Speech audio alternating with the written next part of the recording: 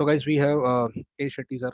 Let's invite him, and we are going to have a talk, quite a small discussion on what is the effect of competitive exams on the academics. जो हम academics में पढ़ते हैं, उस पे competitive exams का क्या असर होता है? तो let's invite. या हाय योगी हाय Hello, hello, Shetty sir. कैसे हो आप? मैं बढ़िया हूँ यार हाउ आर यू Years वगैरह सब काट लिए? हाँ यार अभी बस थोड़ा 2-3 दिन पहले ही कराया है तो इसलिए ऐसा काफी अच्छा लग रहा है. चलो थैंक्स थैंक्स So, आप जो स्टूडेंट्स हमें देख रहे हैं सर, काफ़ी आपको जानते हैं, और मैं आपके साथ एक पर्सनल एक्सपीरियंस शेयर करना चाहता हूँ. आई थिंक सो मेरे पास वो चीज़ होनी चाहिए. मैं सुबह पहले ढूंढ रहा था जब आपका मैसेज मेरे पास आया. I would like to show you something. किसी ने मुझसे पूछा था जब आपने यूट्यूब चैनल शुरू किया तो क्या दिमाग में था. तो I would like to show you if you remember something. Fischer carbene and Schrock carbene okay अगर आपको याद है, ये आपने बोर्ड पे कुछ ऐसे ही लिखा था. हाँ राइट राइट वीडियो And बनाई थी मैंने फिशर एंड शॉक कार्विन्स पे तो ये नोट्स मैंने Fischer carbene and right. Yes exactly so you were the first YouTuber जिसको मैंने मेरी लाइफ में फर्स्ट टाइम देखा था sir. When I was in Hyderabad, मैंने कभी यूट्यूब, कभी मोबाइल यूज़ नहीं किया था. तो जब मैं 2017 में हैदराबाद गया था पढ़ने के लिए, तो वहाँ मुझे यूट्यूब का सहारा लेना पड़ा. तो फर्स्ट टाइम जब मैंने देखा था, तो मैंने आपको देखा था जब आपके पास वो बोर्ड हुआ करता था, ब्लैक बोर्ड, जिस पे वाइट कलर आप वाइट चौक से लिखा करते थे. एंड वो पुराने राइट पुराने वीडियोस थे. एनालिसिस, आपके एनालिसिस जो आप एनालिसिस करते थे कि इस बार नेट का कट ऑफ क्या होगा या क्या हो सकता है, कहाँ से आएगा. आई स्टिल रिमेंबर आपने एक बार क्वांटम के वीडियोस भी बनाए थे, और वीडियो बनाते बनाते आपका कुछ शूटिंग करने में प्रॉब्लम हो गई थी, तो आपने दोबारा रीशूट करके उस वीडियो को अपलोड किया था, राइट. तो राइट मैंने राइट आपको राइट बहुत फॉलो किया था पहले से, तो you can consider even I am your student. मेरा एक आपसे एक ऐसा क्वेश्चन है सेठी सर, की जैसे अभी बहुत सारे स्टूडेंट इंडिया में जो है वो CSIR नेट के लिए प्रिपेयर करते हैं, जैसे है ना. और हमारे इंडिया में अल्टीमेटली एक जो लास्ट एग्जाम हमारे पास बचता है वो CSIR नेट और गेट बचता है. What do you actually think कि इतने स्टूडेंट, जो क्रेज है, एक क्राउड है. मैं खुद पर्सनल पिछले 2-3 साल के यूट्यूब करियर में मैंने देखा है, आप एक वीडियो में अगर नेट और गेट डाल दो तो व्यूज़ बहुत ज़्यादा बढ़ जाती हैं. वहीं पे आई आई टी जैम डालो तो व्यूज़ बहुत कम आती है, क्योंकि ऑडियंस बड़ी लिमिटेड है, बहुत लिमिटेड ऑडियंस है. तो ये जिस हिसाब से स्टूडेंट्स एग्जाम देते हैं और जितनी वैकेंसीज क्रिएट होती हैं, क्या वो कहीं मैच करता है? और इतना स्टूडेंट जो टाइम अपना डेडिकेट कर देता, 6 महीना कुछ. अभी मेरे को रिसेंटली एक बात हो रही थी टीचर से, वो 2 साल से तैयारी कर रही है बेचारी, उसका नेट क्वालिफाई नहीं हो रहा है. शी हैज़ लेफ्ट एवरीथिंग और वो नेट के प्रिपरेशन में लगी हुई है. डू यू थिंक ये वर्थ है कि नेट या गेट के लिए इतना टाइम स्पेंड करना या इतना देना, या इसके अलावा हमें तब तक कुछ और करना चाहिए?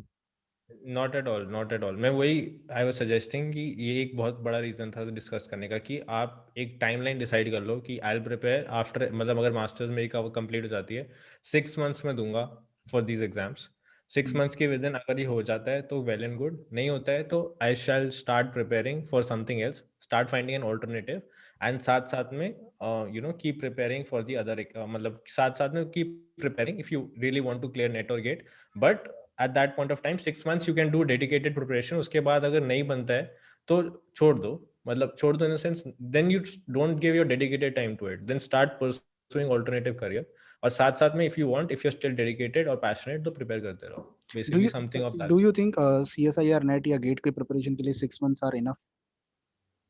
यार ऑनेस्टली स्पीकिंग आई थिंक मेरे हिसाब से तो बहुत है 6 मंथ डेडिकेटेड प्रिपरेशन की बात कर रहा हूँ मैं नॉट लाइक कि मास्टर्स के साथ साथ प्रिपेयर कर रहे हो in that case you might require a lot of may be 1 year for get but I think 6 months CSI के लिए तो मैं 3 मंथ्स ही रिकमेंड करता हूँ 6 मंथ्स ही मेरे को लगता है बहुत ज़्यादा है if you are preparing from the competitive point of view okay. Like I said कि like you had shared in the video कि you got so engrossed in the content कि वो एग्जाम की प्रिपरेशन की एस्पेक्ट्स आप भूल जाते हो भूल जाते तो हो. बहुत लोगों के साथ ये होता है एंड इनफैक्ट ये एक बहुत बड़ी प्रॉब्लम भी है कि मैं क्यों नहीं रिकमेंड करा 6 मंथ से ज़्यादा बिकॉज अगर आप डेडिकेटेडली 6 मंथ्स एक कॉम्पिटेटिव एग्जाम के लिए प्रिपेयर करते हो ना तो आपकी क्रिएटिविटी खत्म हो जाती है ओके. फिर आप हमेशा हर चीज़ को आप एग्जाम के पॉइंट ऑफ व्यू से देखते हो कि अच्छा ये क्वेश्चन इंपॉर्टेंट है या नहीं है आपकी क्यूरियोसिटी खत्म हो जाती है you are not able to think okay. कि आपकी इमेजिनेटिव पार्ट खत्म हो जाती है because you are just thinking अच्छा इसका क्वेश्चन बन सकता है नहीं बन सकता यू आर नॉट एनालाइजिंग कि वो जो स्ट्रैटेजी है या वो जो टॉपिक है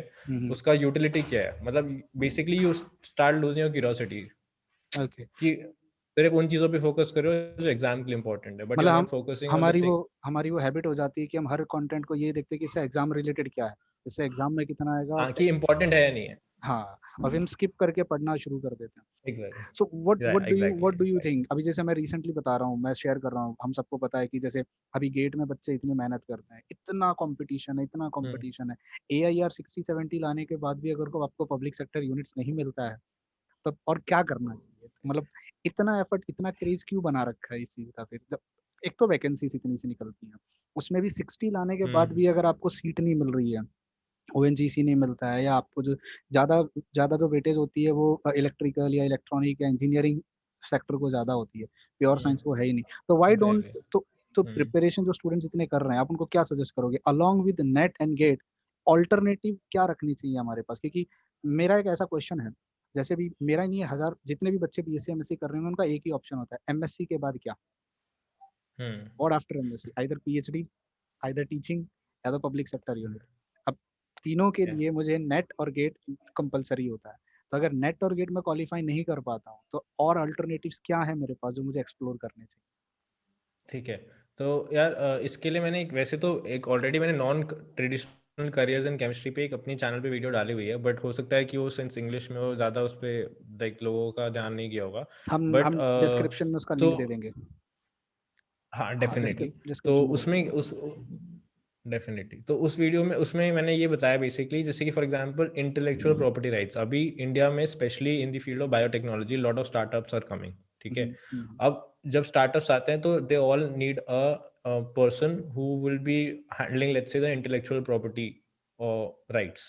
ओके। जितने भी पेटेंट्स फाइल करते हैं, एक पेटेंट राइटिंग होती है, that is a totally different separate field. तो hmm you can always go into these field, क्योंकि जैसे स्टार्टअप्स आएंगे इंटेलेक्चुअल प्रॉपर्टी राइट्स, उसके लिए क्या करना होता है आपको, वन ईयर का डिप्लोमा कोर्स होता है in hmm intellectual property rights. You hmm can do that and you can start working as a IPR consultant for a particular startup. जैसे ओके। ये ऑल्टरनेटिव करियर्स हो गए, these are not related to chemistry. एक होता है application scientist, hmm which is की जैसे कि अगर किसी कंपनी ने एक सॉफ्टवेयर डेवलप किया which is related to chemistry, hmm any software let's say ChemDraw जैसे हम यूज करते हैं hmm. For drawing chemical structures, ऐसे बहुत सारे सॉफ्टवेयर होते हैं, एडवांस बेसिक बहुत सारे सॉफ्टवेयर होते हैं। So how do you communicate it to a university और to someone who is in charge in a university कि ये software you should be you should take this software, ये एडवांटेज है software के लिए। तो वो चीज़ भी एक केमिस्ट्री कर सकता है, a chemist who has a flare for communication. Okay तो उसको उस पर्टिकुलर पोस्ट को कहते हैं application scientist, okay wherein you basically someone develops an application and which is related to chemistry, and you basically are the person who is in charge of the sales of that particular software, but along with sales you also need some technical expertise कि okay. आप समझाओ आओ किसी को कि उसके क्या use है उस सॉफ्टवेयर का। So that is called an application scientist. So you will see a lot of vacancies for application scientist. जैसे वो थर्ड होता है मेडिकल लाइन में जैसे होते हैं वो मेडिसिन जाके डॉक्टर्स को समझाते हैं कि कंपनी की या मेडिकल या MR राइट, MR हाँ, जैसे एम होता आर एग्जैक्टली। बट ये थोड़ा उससे एक सिंस यार MSc तो MR बोलना सही नहीं रहेगा, बट हाँ, समवॉट लाइक है। Okay, that. सो है इसमें इंडिया में वैकेंसीज हैं, पोस्ट हैं इसमें इंडिया में? हाँ, एप्लीकेशन साइंटिस्ट की काफ़ी, इनफैक्ट अभी एक कंपनी है हैदराबाद की, मैं अभी कल ही लिस्टिंग देख रहा था, एक्सेलरा करके। तो उनका एक कॉम्पिटिशनल उनको एक कॉम्पिटिशनल केमिस्ट की ज़रूरत है who okay. Can do this. They have a software for data science जिसमें केमिकल स्ट्रक्चर्स हैं। तो ये ओके। एक पर्टिकुलर प्रोसीजर आजकल काफ़ी पॉपुलर है to screen molecules against a particular protein. तो यहाँ पे जैसे एक्सेलरा जैसी कंपनी है, उनके पास लाइब्रेरीज होती हैं, वर्चुअल लाइब्रेरीज, जहाँ पे मॉलिक्यूल्स के सारे स्ट्रक्चर्स अवेलेबल होते हैं। Okay. So that somebody who wants to screen let's say 100 million molecules, वो उनसे वो लाइब्रेरी परचेज कर सकता है और स्क्रीन कर सकता है मॉलिक्यूल्स। सो आई थिंक ये थोड़ा हमें काफ़ी ज़्यादा चेंज करने की ज़रूरत है to generate interest of students in the science. और दूसरा बड़ा प्रॉब्लम आई थिंक जो है बैचलर्स लेवल पे, वो है ऑब्सेशन विद IITs। चलो चलो ठीक है, जो भी मैंने कभी जिंदगी में खुद का IIT JEE का एग्जाम नहीं दिया। मैंने बिट्स का दिया था बिकॉज मेरे को एक स्टूडेंट, मतलब मेरे को तो इंटरेस्ट था बेसिक साइंसेज में, लेकिन मेरे एक फ्रेंड ने मुझे ऐसे बोल दिया था कि तेरे से इंजीनियरिंग नहीं हो पाएगी, इसलिए तू दे नहीं रहा एग्जाम्स। तो उस ओके। टाइम क्या था, बिट्स, सिर्फ बिट्स का एग्जाम होना, लास्ट एग्जाम होता है। तो बाई चांस उसका फॉर्म था, मैंने कहा मैं भरूंगा, मैं क्लियर भी करूंगा, लेकिन मेरे को जाना नहीं है इंजीनियरिंग, तेरे को तो बस उसको शो करने के लिए मैंने बिट्स का एग्जाम दिया था, engineering exam, and I qualified that. But मैंने इंजीनियरिंग ज्वाइन नहीं की। फिर मैं जब बैचलर्स में आया, मुझे पता चला दैट आधे से ज्यादा बच्चे जो हैं आईआईटी जेई वाले हैं, जो या नीट वाले हैं, आईआईटी जे वाले हैं, जो वेल बीएससी में आ चुके हैं, आ चुके ठीक हैं, है। परफेक्ट। तो एज इट इज टीचर्स का भी यार मेरे को लगता है कि आधा ज्यादा मोटिवेशन खत्म हो जाता है जब उनको पता चलता है कि ये तो इंटरेस्टेड ही नहीं है, वहाँ पीछे नहीं, बैठ के बुक आईआईटी जेई की प्रिपरेशन कर रहे हैं। So as a teacher also I think you will also agree, if you are teaching someone और हुँ, वहाँ पे 50% बच्चे पीछे जाके अपना ही कुछ पढ़े जा रहे हैं, तो हुँ। As a student you also, as a teacher you also get demotivated कि यार इनको पढ़ाने का क्या फायदा है, ये तो इंटरेस्टेड ही नहीं है। और ये ऑब्सेशन आता है बिकॉज़ 15 लाख की ऑडियंस है सर, 15 लाख की ऑडियंस है जो आईआईटी जेईई और नीट के लिए अप्लाई करती है।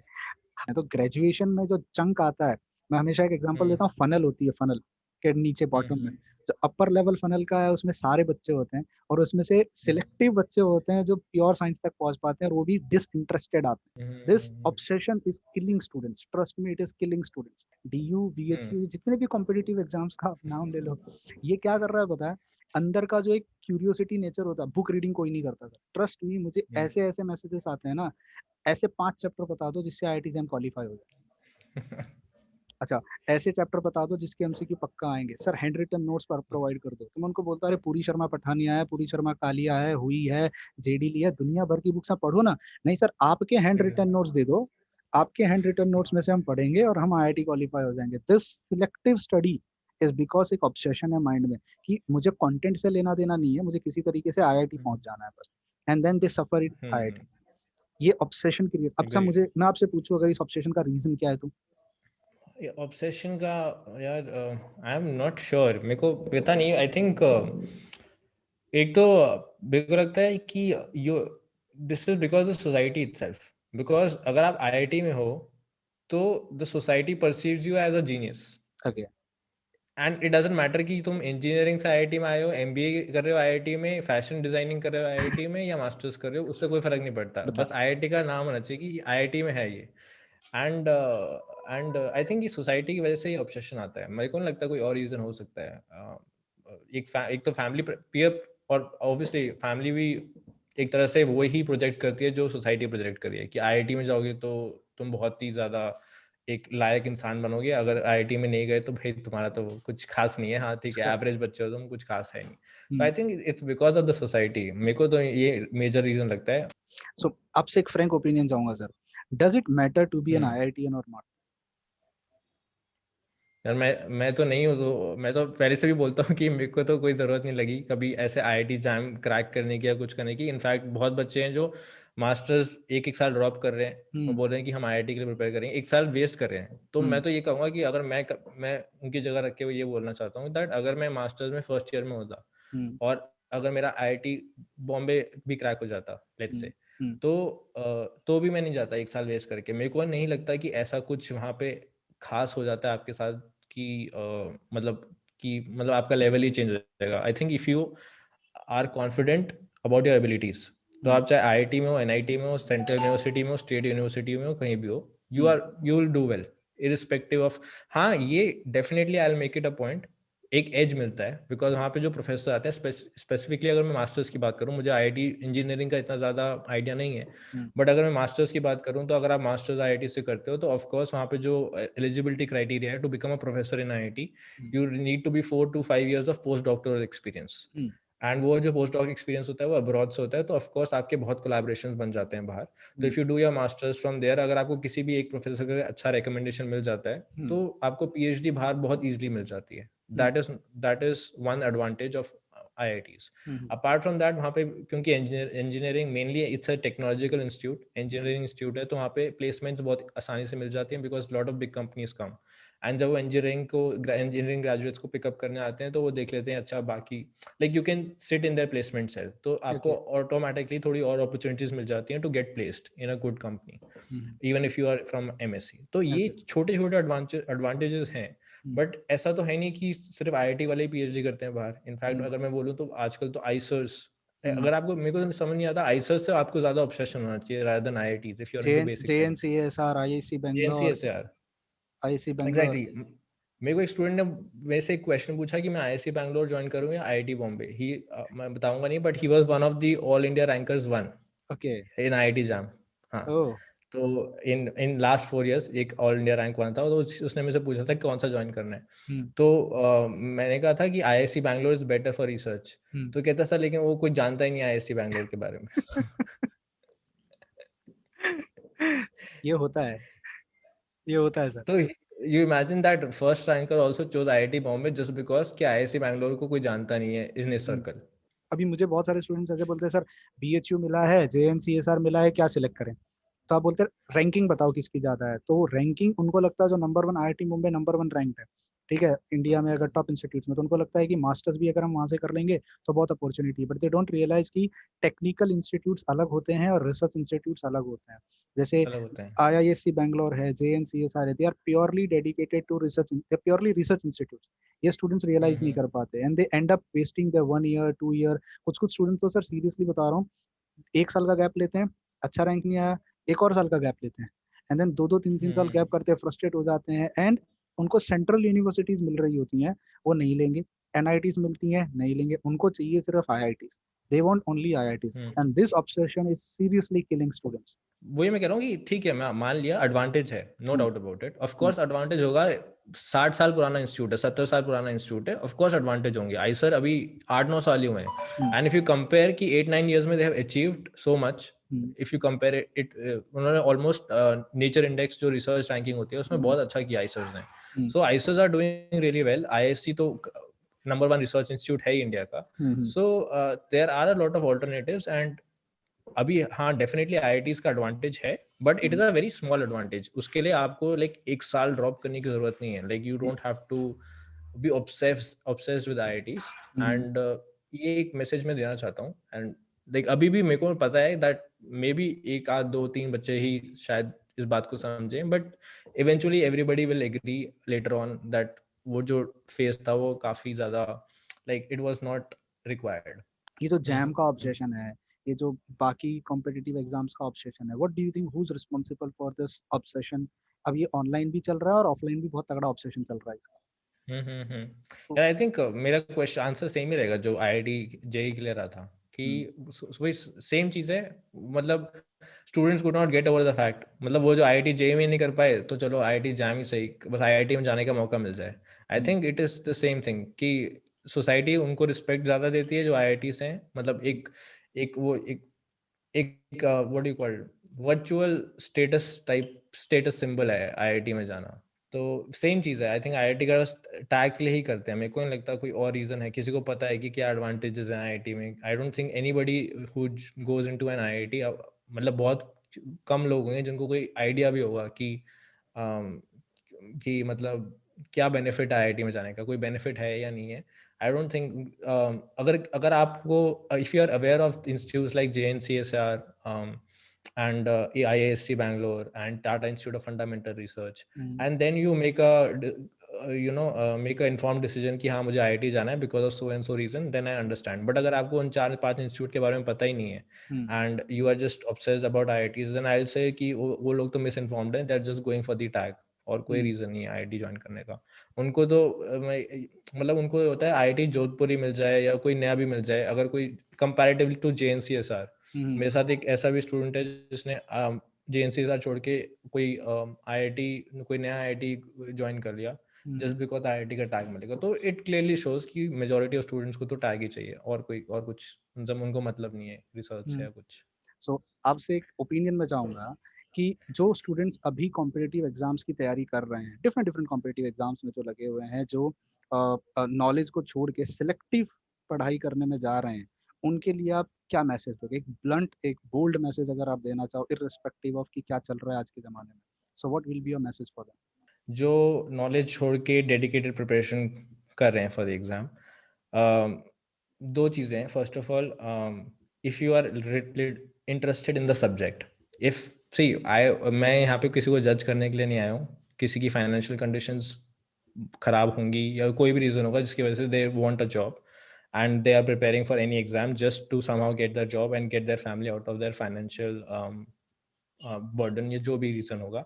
ठीक है, तो if you are preparing in a selective manner, go ahead, prepare and do your best to get a job. But specially जो रिसर्च में इंटरेस्टेड है, मैं जनरली ज़्यादा PSUs के बारे में बात करता नहीं, बिकॉज मुझे भी कुछ नॉलेज नहीं है, ना ही मुझे कभी ज़िंदगी में इंटरेस्ट है किसी PSU में ज्वाइन करने का, तो मेरे को इतना आइडिया भी नहीं है, तो मैं उनको तो ज़्यादा नहीं बताऊंगा, बट जिसको रिसर्च में इंटरेस्ट है, I agree that clearing these exams GATE and NET are important, ठीक है, इंपॉर्टेंट है, but like I have mentioned previously also कि 6 months is more than enough to, एक तो अगर if you interested in research, तो GATE में you don't need top 100 rank. अगर आप PSU में जाना चाहते हो तो अलग बात है, then you have to prepare accordingly, but if you are into research, अगर आपकी अंडर 500 भी आ जाती है, that is a good rank.